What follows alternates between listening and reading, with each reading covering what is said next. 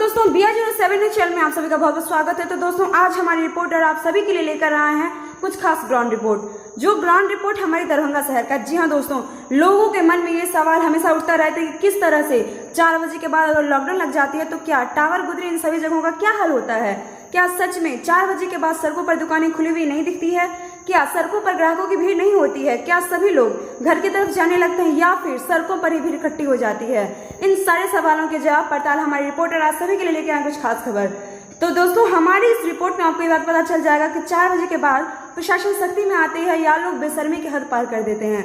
जब हमारी रिपोर्टर इस रिपोर्ट को रिकॉर्ड करने के लिए गुदरी बाजार से लेकर टावर बाजार तक का जो है सो जब जायजा लिए तो एक पल में रिपोर्टर को ये लगा कि यहाँ तो कुछ कोरोना नाम का चीज ही नहीं है। लोगों को देखकर लगा ही नहीं कि उन्हें जान की भी परवाह है, कोरोना नाम की कोई चीज भी है मार्केट में। लोग इस तरह से सड़कों पर भीड़ लगाए हुए थे।